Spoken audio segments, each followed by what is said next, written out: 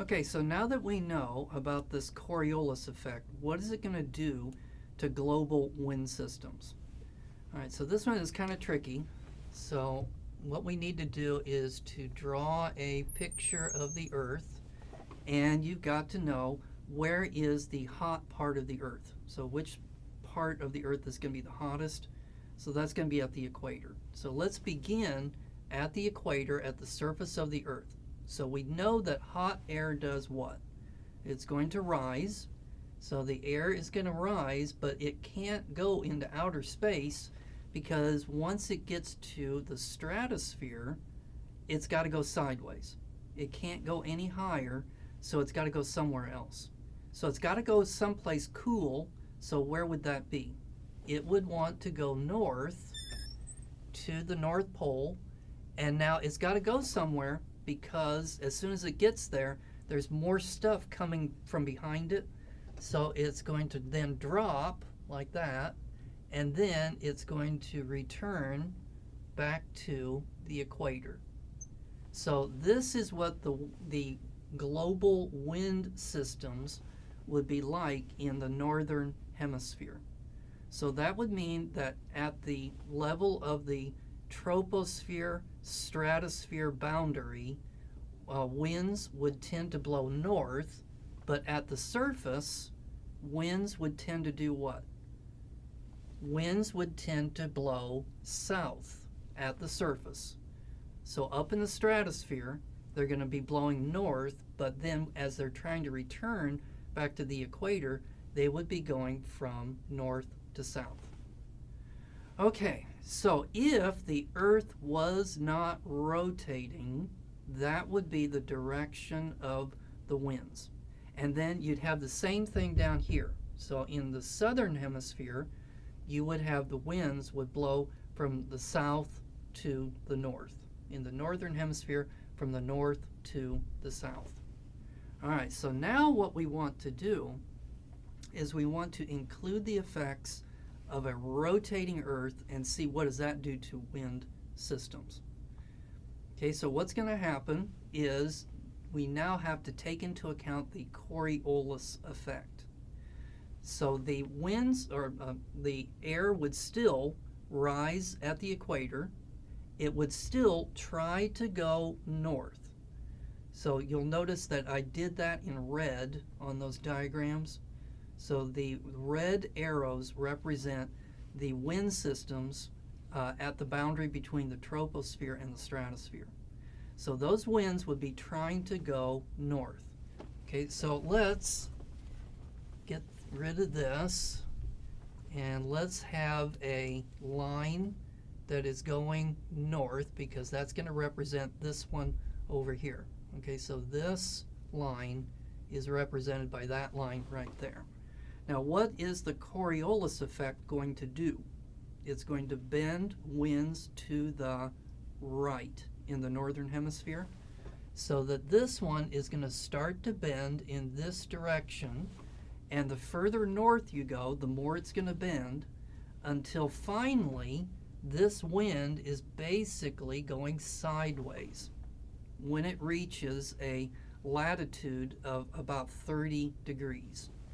So this right here is going to be at 0 degrees latitude, and then this one is going to represent about 30 degrees latitude, and that corresponds to roughly the United States-Mexico border, about 30 degrees latitude.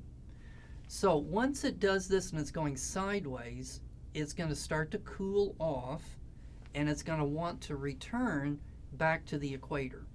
So what's going to happen is this one is going to turn around, and so this is going to be at 30 degrees. So now we're going to go down right here at 30 degrees, and then we're going to return back to the equator like that. So that instead of having this big convection cell, we now have this smaller convection cell right here.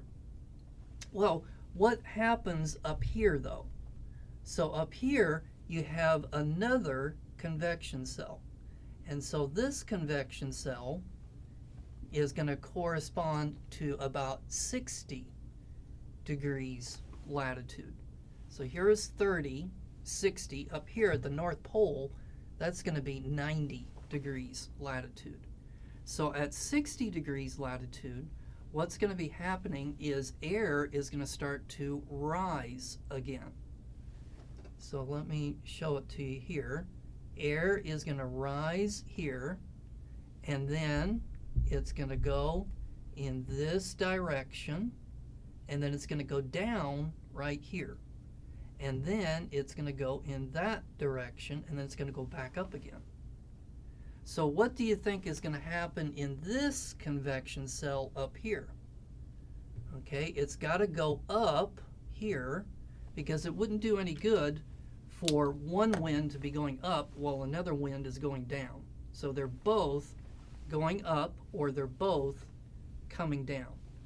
So at here, both winds are going up, and then it goes north. Then it gets to the North Pole, it comes down, and then it goes this way again, and it goes over to here. Okay, so what we end up with is, instead of one convection cell, now we've got 3 convection cells. And so the winds are going down here, the winds are going up here, and the winds are coming down here.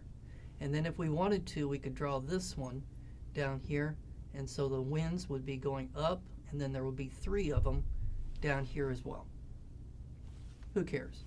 All right, so now we've, because of the Coriolis effect, because the Earth is spinning, we now have 3 convection cells in the north, and we got 3 in the south. So what difference does it make?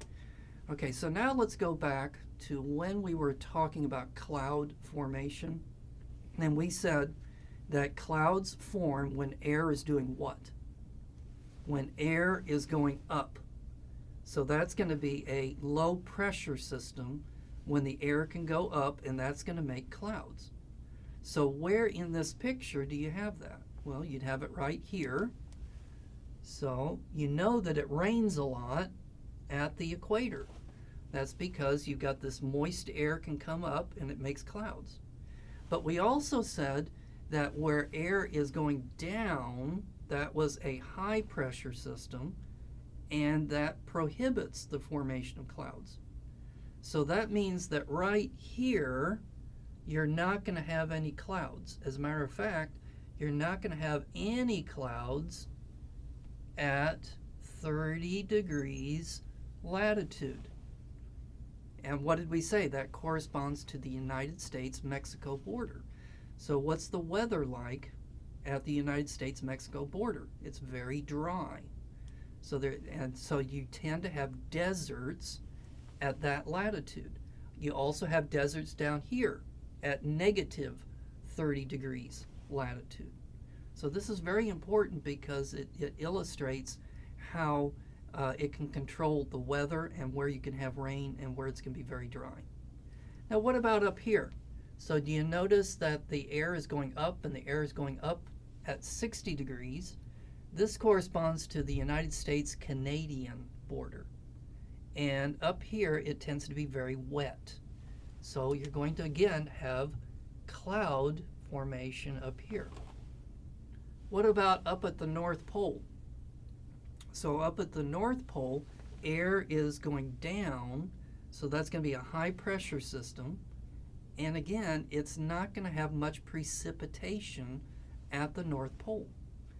So even though it snows up there, it's basically a desert. So up at the North Pole at 90 degrees latitude, where the air is coming down, you don't have very many clouds up here. So this is technically a desert up here. Even though it's a cold desert. And then the same thing would happen down here in the southern hemisphere. Okay, let's take a break. And when we come back, we'll talk about how does that cause global wind systems.